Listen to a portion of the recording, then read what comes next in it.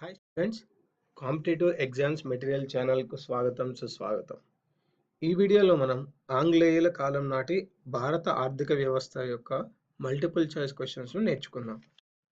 First, ఆంగ్లేయుల శిస్తు విధానాలు కంపెనీ సంక్షేమానికి తప్ప రైతాంగ సంక్షేమానికి దోహదపడలేదు అని వ్యాఖ్యానించింది ఎవరు? ఆంగ్లేయుల శిస్తు విధానాలు కంపెనీ సంక్షేమానికి తప్ప రైతాంగ సంక్షేమానికి దోహదపడలేదు అని వ్యాఖ్యానించింది ఎవరు? Karl Marx. పశ్చిమ జమునా కాల్వ పునరుద్ధరణ ద్వారా ఢిల్లీకి నీటి వసతి కల్పించిన ఆంగ్లేయుడు ఎవరు? పశ్చిమ జమునా కాలువ పునరుద్ధరణ ద్వారా ఢిల్లీకి నీటి వసతి కల్పించిన ఆంగ్లేయుడు ఎవరు? Lieutenant Blake. Lieutenant Blake. 1856 నాటి నీటిపారుదల శాఖ డైరెక్టర్ జనరల్ ఎవరు? 1856 నాటి నీటిపారుదల శాఖ డైరెక్టర్ జనరల్ ఎవరు? Colonel bait Smith. Colonel bait Smith. 1847-52 మధ్య గోదావరిపై నిర్మించిన ధవళేశ్వరం ఆనకట్ట నిర్మాణంలో కాటన్కు సాయపడిన ఆంధ్రుడు ఎవరు? 1847-52 మధ్య గోదావరిపై నిర్మించిన ధవళేశ్వరం ఆనకట్ట నిర్మాణంలో కాటన్కు సాయపడిన ఆంధ్రుడు ఎవరు? వీనం వీరన్న. పబ్లిక్ వర్క్స్ డిపార్ట్మెంట్ను ప్రారంభించిన గవర్నర్ జనరల్ ఎవరు? పబ్లిక్ వర్క్స్ డిపార్ట్మెంట్ను ప్రారంభించిన గవర్నర్ జనరల్ డల్హౌజీ. 1000 మైళ్ళ పొడవైన కాలువలు తవ్వించి 10 లక్షల ఎకరాల భూమిని సాగులోకి తెచ్చింది ఎవరు? 1000 మైళ్ళ పొడవైన కాలువలు తవ్వించి 10 లక్షల ఎకరాల భూమిని సాగులోకి తెచ్చింది ఎవరు? రిప్పన్. 1854-55లో కృష్ణానదిపై ప్రకాశం బ్యారేజ్ నిర్మాణాన్ని పూర్తి చేసింది ఎవరు? 1854-55లో కృష్ణానదిపై ప్రకాశం బ్యారేజ్ నిర్మాణాన్ని పూర్తి చేసింది ఎవరు? Captain Orr. Captain Orr. Suez కాలువను తెరిచిన సంవత్సరం ఏది?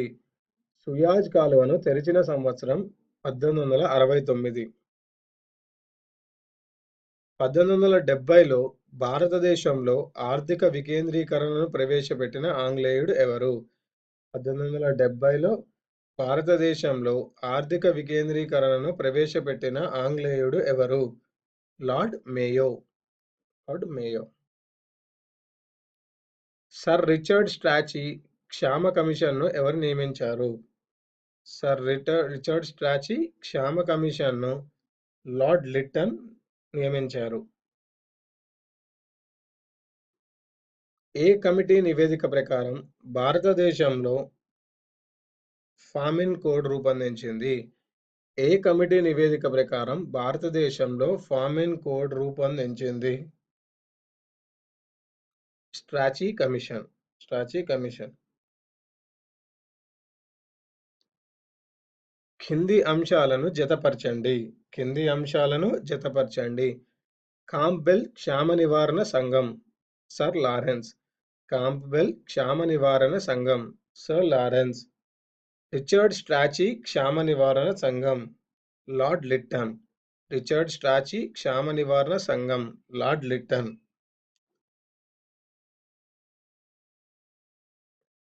మెక్డొనాల్డ్ క్షామ నివారణ సంఘం. మెక్డొనాల్డ్ క్షామ నివారణ సంఘం లార్డ్ కర్జన్. జేమ్స్ లయల్ క్షామ నివారణ సంఘం. జేమ్స్ లయల్ క్షామ నివారణ సంఘం రెండో ఎల్గిన్. రెండో ఎల్గిన్.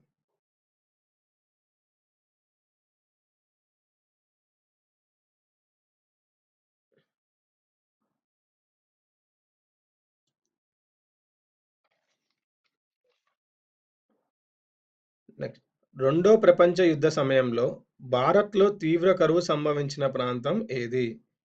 రెండో ప్రపంచ యుద్ధ సమయంలో భారత్లో తీవ్ర కరువు సంభవించిన ప్రాంతం ఏది?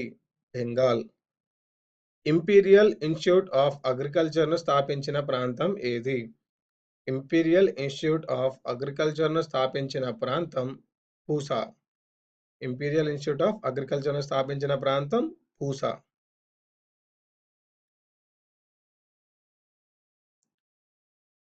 అఖిల భారత ఆహార సమితిని స్థాపించాలని సూచించిన క్షామ కమిటీ ఏది? అఖిల భారత ఆహార సమితిని స్థాపించాలని సూచించిన క్షామ కమిటీ ఏది? John Woodhead committee. John Woodhead committee. ఆంగ్ల పాలన నాటి భారత జనాభాలో 4 కోట్ల మంది అర్ధాకలితో బతికేవారు అని పేర్కొన్నది ఎవరు? ఆంగ్ల పాలన నాటి భారత జనాభాలో 4 కోట్ల మంది అర్ధాకలితో బతికేవారు అని పేర్కొన్నది ఎవరు? William Hunter. స్వయం సంపూర్ణ గ్రామ కవచనాన్ని ఉక్కు పట్టాలు తూట్లు పొడిచాయి, వాటి జీవరక్తం కారిపోయింది అని అన్నది ఎవరు? స్వయం సంపూర్ణ గ్రామ కవచాన్ని ఉక్కు పట్టాలు తూట్లు పొడిచాయి, వాటి జీవరక్తం కారిపోయింది అని అన్నది ఎవరు? డిహెచ్ బుకానన్.